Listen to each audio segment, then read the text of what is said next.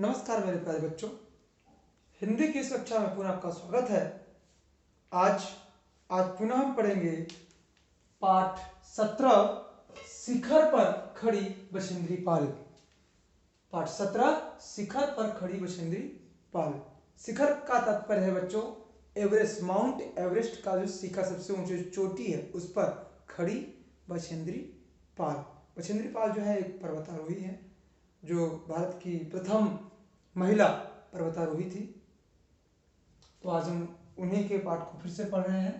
तो इसमें जो शब्दार्थ है वो उसको जानने से पहले, जैसा कि मैं आपसे हर बार कहता हूं बच्चों, कि आप अपना वीडियो को यहीं पे आप पोस्ट करके आप अपनी उपस्थिति कमेंट बॉक्स में अपना नाम, कक्षा और वर्ग लिखकर भेज दें जिसे आप कुछ दर्ज कर सकें। आइए हम पाठ को शुरू करते हैं। सबसे पहले शब्दार्थ को देखते हैं। शब्दार्थ है आत्मसम्मान। आत्मसम्मान माने अपनी इज्जत, मर्यादा, मर्यादा माने होता है प्रतिष्ठा, सर्वाधिक, सर्वाधिक माने सबसे अधिक, ग्रामीण, ग्रामीण माने होता है गांव में रहने वाला, परिवर्तन, परिवर्तन होता है बदलाव, पारंपरिक, पारंपरिक होता है परंपरा के अनुसार, भ्रमण, भ्रमण माने घूमना, जन्मजात, जन्मजात माने होता है पैदाइशी, उपलब्धि, उपलब्धि माने होता है प्राप्ति, जो आपका पावक है, जो आप प्राप्त कर लेते हैं अपने पुरुषार्थ से, दंग, दंग माने हैरान, शिलाखंड, शिलाखंड माने पत्थर का बड़ा टुकड़ा, प्रीतिभोज, प्रीतिभोज माने होता है दावत, लक्ष्य, लक्ष्य माने होता है ध्येय, उद्यम, उद्यम माने होता है बेटा परिश्रम, मूल्यांकन, मूल्यांकन में मूल्य को आंकना या मूल्य को जानना, परखना, भिन्न, भिन्न माने अलग, अव्वल, अव्वल माने पहला, स्थान और अवसर, अवसर माने होता है मौका। ये था बच्चों इस पाठ का शब्दार्थ। आइए हम पिछली कक्षा को आगे बढ़ाते हैं। शिखर पर खड़ी बछेंद्री पाल। पेज नंबर है आपका 112, 112। हमने यहां तक पढ़ा था कि छिपी संभावना को जन्मजात और जन्मजात प्रतिभा को पहचान ली थी कौन? बछेंद्री पाल। इसके आगे से हमको पढ़ना है भारतीय एवरेस्ट अभियान के लिए चुने जाने के बाद मैं चुस्त दुरुस्त बने रहने के लिए नियमित अभ्यास करती रही। अर्थात जब उनको माउंट एवरेस्ट अभियान जो था भारत का, उसमें जो चुन लिया गया किसको? बछेंद्री पाल को, तो वो अपने आप को चुस्त दुरुस्त बनाए रहने के लिए नियमित वो अभ्यास करती रही। एक योग्य पर्वतारोही बनने के लिए स्वयं नए नए तरीके अपनाती रही। एक योग्य और अच्छा पर्वतारोही बनने के लिए वो स्वयं से, अपने आप से कार्य करके, अपने आप से परिश्रम करके कुछ नए नए तरीकों को अपनाती रही। ये नहीं कि जो प्रशिक्षण में सिखाया गया, जो उन्होंने सिखा दिया वो पत्थर लकीर उसी पे चलना है। उन्होंने कुछ नए नए तरीकों को भी अपनाया।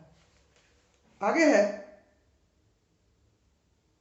घर के कामों के लिए हमें ऊंचे ऊंचे पहाड़ों से घास या जलावन का बोझा ढोकर लाना होता।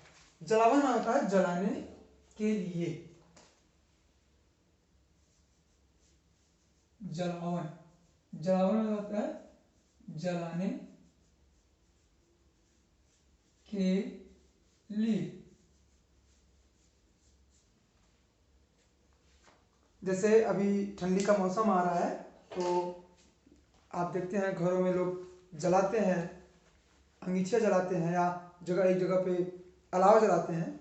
तो अलाव के लिए लोग पत्तों का उपयोग करते हैं और सूखी सूखी टहनियों का उपयोग करते हैं या कुछ झाड़ियों को काट कर उसका उपयोग करते हैं, लकड़ियों को काट कर लाते हैं। तो वो ये सब जो चीज़ें हैं इनको हम जलावन कहते हैं, जलाने के लिए।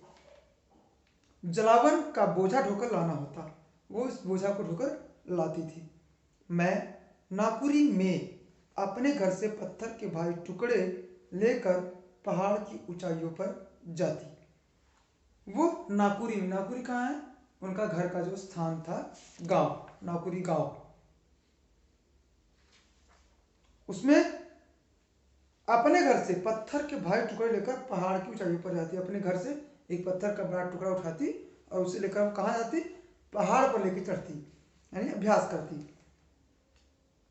अच्छे संतुलन और ऊंचाई के प्रति भय को दूर करने के लिए मैं अधिक खड़ी चढ़ाई और कठिन मार्ग चुना करती।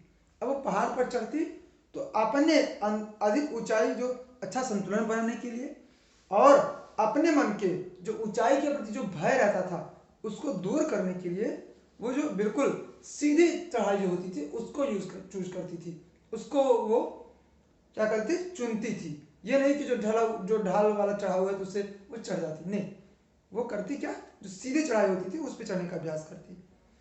मैं जानबूझकर शिलाखंड या खड़ी चट्टानों पर चढ़ जाती। वो जानबूझकर क्या करती थी, शिलाखंड पर, शिलाखंड में आता है पत्थर का बड़ा टुकड़ा, पत्थर के बड़े टुकड़े पर जानबूझ के चढ़ती, या जो खड़ी चट्टानें रहती थी उन पर चढ़ जाती और साथ ले गए पत्थरों को ऊपर ही छोड़ देती। अब जो क्या करती, वो साथ में जो पत्थर का बड़ा सा टुकड़ा लेके गई है उसको वहीं छोड़ देती थी। और फिर क्या करती थी, साथ में जलावन या घास का बोझा लेकर चली जाती, यानी जाते वक्त बड़ा सा टुकड़ा लेके जाती पत्थर का, और आते वक्त जलावन की जो लकड़ियां, घास का जो बोझा वो लेकर चली जाती। मुझे पत्थर ढोता देखकर मेरे पिता अक्सर मजाक में लोगों से कहते, जानते हैं बछेंद्री पत्थर ढोकर ले जाती है, वह साथ पहाड़ की ऊंचाइयों में अपने लिए घर बना रही है। जब बछेंद्री पाल पहाड़ पर चढ़ने के लिए जब पत्थर के टुकड़े ले जाती तो उनके पिताजी मजाक में लोगों से कहते कि बछेंद्री पहाड़ की ऊंचाइयों में, सबसे ऊंची जो पहाड़ों पर है, पहाड़ पर अपने लिए घर बना रही है। ऐसा लोगों से मजाक उड़ाते उनका। इस प्रकार मैं अपने घर का काम और कठिन अभ्यास दोनों जारी रखती, अर्थात वो दोनों काम कर देती। ये नहीं कि सिर्फ कठिन अभ्यास ही कर रही है, घर के कोई काम नहीं, घर का भी तो काम कर रही है। वो घर के लिए जलावन लकड़ियां लेके आती, जो मेरे लिए आगे चलकर एक वरदान सिद्ध हुआ, उनके लिए आगे चलकर एक वरदान सिद्ध हुआ। आगे सन 1984 में आयोजित भारतीय एवरेस्ट अभियान पहला पुरुष महिला अभियान था और इसका मूल उद्देश्य था भारतीय नारी को माउंट एवरेस्ट की चढ़ाई में आने वाली चुनौती का सामना करने का अवसर प्रदान करना। मुझमें शिखर पर चढ़ने का जोश था। बछेंद्री पाल कह रही कि मुझमें शिखर पर चढ़ने का जोश था, और ये जो पहला दल जो जा रहा था इनका मूल उद्देश्य था भारतीय नारी जो थी, महिला थी, उनको माउंट एवरेस्ट चढ़ाई में आने वाली चुनौतियों का जो सामना है, ये नहीं चाहते थे कि वो, इनको विश्वास नहीं था कि वो चढ़ ही जाएंगे। उनको ये था कि जो आने वाली जो चुनौतियां हैं उनको उसका सामना करने का जो है एक मौका देना था उनको। 15-16 मई की रात करीब 24,000 फुट की ऊंचाई पर स्थित कैंप में 3 में मैं अपने साथियों के साथ टेंट में सो रही थी कि अचानक रात 12:30 12:30 बजे मेरे सिर के पिछले हिस्से में कोई ठोस चीज तेजी से टकराई और मैं खुद को बर्फ में दबा हुआ महसूस करने लगी। उसमें क्या हुआ कि जब कोई चीज, क्या हुआ, 15-16 मई की रात, यानी 15-16 का मतलब बेटा कि आज का दिन 15 है और कल सुबह जब होगा तो वो 16 होगा, तो 15 का दिन और 16 की सुबह के बीच की जो रात है उसी रात में ये लोग जब जा रहे थे तो करीब 24,000 फुट की ऊंचाई पर ये लोग रास्ता चढ़ चुके थे, कुछ 24,000 फुट चढ़ चुके थे। वहां पर जब वो कैंप में रात में लोग सो रहे थे, अपने टेंट में 3 साथियों के साथ सो रही थी, तभी अचानक 12:30 यानी मध्य रात्रि के आधे घंटे बाद उनके सिर के पिछले हिस्से में कोई चीज, ठोस चीज तेज टकराई और खुद को बर्फ में दबा हुआ महसूस करने लगी। उनको लगा कि वो बर्फ में दब रही है, अपने आप को बर्फ में दबा हुआ महसूस करने लगी। दरअसल ग्लेशियर के खिसकने की वजह से बर्फ की चट्टान टेंट पर से गुजरती हुई नीचे गिरती जा रही थी। मैंने बाहर निकलने की बहुत कोशिश की। अंततः मेरे साथियों में से एक पर्वतारोही ने बर्फ की चट्टान काटकर मुझे बाहर निकाला। हुआ क्या था कि ये लोग रात में सो रहे थे और अचानक से हिमस्खलन हुआ। बच्चों, पहाड़ों पर क्या होता है, अगर बर्फ है वो एक जगह है तो अगर थोड़ा सा अपनी जगह से हटा तो ढेर सारा बर्फ, क्योंकि पहाड़ है वहां से अगर खिसका तो ढेर सारा बर्फ आएगा। एक खिसका तो दूसरे को भी लेके जाएगा, ढेर सारे बर्फ चले जाते हैं। तो वही यहाँ पे कह रहे जब ये रात को ये सो रही थी तो ये क्या हुई, बर्फ से ढक गई। बर्फ दरअसल ग्लेशियर की खिसकने की वजह से बर्फ की चट्टान टेंट पर से गुजरती हुई नीचे जा गिरती जा रही थी। अर्थात जब ग्लेशियर से बर्फ का चट्टान फिसला तो उनके टेंट को रौंदता हुआ वो उसके ऊपर से जा रहा था। मैंने बाहर बहुत निकलने की कोशिश की, वो बाहर निकलने की कोशिश की लेकिन निकल नहीं पाए। भाई जाहिर सी बात है, बर्फ में वो दब चुकी हैं तो ताकत कैसे लगेगा, वो कर ही नहीं पाएंगी। हाथ पैर चल नहीं पा रहा है तो कैसे ताकत लगा सकती हैं। तो फिर क्या हुआ, अंततः मेरे साथियों में से एक पर्वतारोही, जो उनके एक साथी थे उनमें से एक पर्वतारोही ने बर्फ की चट्टान काटकर, जो बर्फ की चट्टान जिससे वो दबी थी उसको काट कर उनको उन्होंने बाहर निकाला। फिर भी मैंने हिम्मत नहीं हारी, फिर उन्होंने हिम्मत नहीं हारा, अर्थात वो डरी नहीं। चट्टान से भी आगे कुछ लोग होते हैं ना कि अरे चट्टान दब गए, डर गए, अरे मौत तो सामने थी लेकिन बच गए, अब नहीं करेंगे, लेकिन वो डरी नहीं। 22 मई को हम पुनः रवाना हुए, यानी 15-16 मई की रात से 17, 18, 19, 20, 21 ये इतने दिन वो लोग रेस्ट लिए। फिर उसके बाद 22 मई को हम पुनः रवाना हुए। मैं अगले दिन सुबह 4 बजे आ गई। मैंने चढ़ाई की पोशाक पहन ली। उस दिन हवा एवं ऑक्सीजन की कमी थी।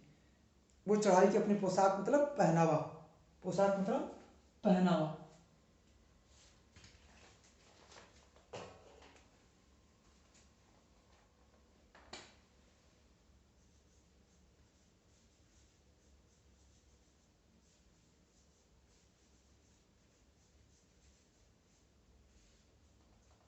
उस पहनावे को वो पहन ली। कौन सी पहनावे को, जो स्पेशल पर्वतारोहियों के लिए बनाए जाते हैं, उस पहनावे को वो पहन ली। उस दिन हवा एवं ऑक्सीजन की कमी थी। जिस दिन ये लोग चढ़ना शुरू किए उस दिन हवा और ऑक्सीजन की कमी थी और तापमान -30 से -40 डिग्री सेल्सियस था। यानी बच्चों 0 डिग्री सेल्सियस पे पानी बर्फ बन जाता है और -30 का मतलब होता है बच्चों कि 0 से भी 30 कम, 0 से भी 30 से 40 डिग्री कम, यानी अगर कुछ भी हो तो बिल्कुल जम ही जाएगा वो। अंगदोर जी बिना ऑक्सीजन के चढ़ाई कर रहे थे। अंगदोर जी मतलब उनका कोई एक पर्वतारोही साथी, वो बिना ऑक्सीजन के चढ़ाई कर रहे थे क्योंकि उन्हें ऐसी आदत थी, बिना ऑक्सीजन की उनको चढ़ाई करने की आदत थी। बर्फ की धारदार चट्टानों पर पीठ पर बोझ लाद कर चढ़ना होता है। झेलनी पड़ती है बर्फीली हवाएं, बर्फीली हवाएं उनको झेलनी पड़ती हैं जो कभी कभी 100 किमी प्रति घंटे की रफ्तार से चलती हैं। कितने रफ्तार से, 100 किमी प्रति घंटे। हम 23 मई 1984 को दोपहर 1:07 बजे 1:07 पे एवरेस्ट के शिखर पर पहुंचे। वो दोपहर 23 मई यानी 22 से वो शुरू किए थे, 23 को यानी अगले एक दिन में वो पहुंच गए। 23 मई 1984 को याद रखिएगा बच्चों ये कि कब, ये एक प्रश्न भी बनता है आपका कि बछेंद्री पाल किस दिन या कब माउंट एवरेस्ट पर पहुंची थी। तो प्रश्न उत्तर है आपका 23 मई 1984 को दोपहर 1:07 पे। शिखर पर बामुश्किल एक आदमी के खड़े होने की जगह थी। जब शिखर पर बछेंद्री पाल पहुंची तो वहां पर मुश्किल से मुश्किल, बामुश्किल था, मुश्किल से मुश्किल एक आदमी के खड़े होने की जगह थी, जबकि उनके चारों ओर हजारों फुट गहरी खाई, हजारों फुट, यानी अगर वो गया नीचे तो फिर उसका बचना मुश्किल था। हमने बर्फ में अपनी कुल्हाड़ियाँ धंसाकर सबसे पहले स्वयं को सुरक्षित कर लिया। उन्होंने क्या किया, सबसे पहले कुल्हाड़ियों को धंसाकर अपने को सुरक्षित कर लिया। उसके बाद घुटने पर बैठकर मैंने शिखर को चूमा। उसके बाद वो घुटने पर बैठ करके शिखर को चूमी। उसी अवस्था में मैंने माँ दुर्गा की मूर्ति एवं हनुमान चालीसा निकाला और छोटी प्रार्थना के बाद दोनों को बर्फ में स्थापित कर दिया। उन्होंने क्या किया, हनुमान चालीसा और दुर्गा जी की मूर्ति को निकाला और उन्होंने बर्फ में स्थापित कर दिया और अपने माता पिता को भी याद किया। फिर मैंने दोनों हाथ हवा में लहराकर इतिहास रचने का ऐलान किया। इस तरह से उन्होंने फिर हाथ में हिलाया और ऐलान किया कि इन्होंने इतिहास रच दिया है। मैं एवरेस्ट के शिखर को चूमने वाली भारत की पहली और विश्व की 5वीं महिला बनकर इतिहास रच चुकी थी। कर्नल खुल्लर ने वॉकी टॉकी पर बधाई देते हुए मुझे कहा, अब आपकी वापसी एक ऐसे संसार में होगी जो आपके छोटे संसार से एकदम भिन्न होगा। वाकई वैसा वही हुआ। इस वजह से वापसी पर मेरी गतिविधियां अधिक बढ़ गई। स्वागत समारोह, प्रीति भोज, महत्वपूर्ण लोगों से मिलना और तमाम अन्य औपचारिकताएं जारी रही। जब आने पर लोग को बधाई देने का जो तमाम जो एक दिखावा था, एक खाना पुरुष था, ये जो कार्यक्रम था वो सब हुआ। मेरी कंपनी टाटा स्टील ने मुझे एक मोटर गाड़ी दे दी और मेरे ठहरने का प्रबंध एक 5 सितारा होटल में कर दिया। देश के विभिन्न भागों में मेरी सभी यात्राएं इंडियन एयरलाइंस के सौजन्य से होती रही। अन्य लोगों के अतिरिक्त मैं भारत के माननीय राष्ट्रपति JRD टाटा और मतलब जो राष्ट्रपति थे उनके अलावा कौन थे, JRD टाटा और राजीव गांधी और इंदिरा गांधी जी से मिले। अन्य लोग, श्रीमती गांधी भावविभोर होकर मुझे देखते ही बोली, हम इस देश में सैकड़ों बछेंद्री पाल जैसे महिलाएं चाहते हैं। उन्होंने मुझे ग्रामीण लड़कियों के बीच भी एडवेंचर स्पोर्ट्स को प्रोत्साहित करने का आग्रह किया। ये लड़कियां कठोर परिश्रम तो करती हैं, परंतु ऐसे खेलों में अपनी वह क्षमता नहीं दिखा पाती हैं। एवरेस्ट की चढ़ाई के बाद मैंने मन बना लिया कि मैं युवकों एवं महिलाओं के बीच एडवेंचर स्पोर्ट्स और उद्यम के प्रति उत्साह जगाऊंगी। उन्हें मन में मन बनाया कि हम बाकी लोगों को जागृत करेंगे, उत्साह बनाएंगे कि वो भी कार्य को बढ़ाएं। मैंने इससे अपने जीवन का लक्ष्य बनाने की ठान ली। व्यक्तिगत रूप से मुझे लगता है कि मैं एक व्यक्ति के रूप में सफल रही हूँ। मुझे काम से जो मुझे खुशी मिलती है उसे एक उपयोगी और सार्थक रूप में अन्य लोगों के साथ बांट सकती हूँ।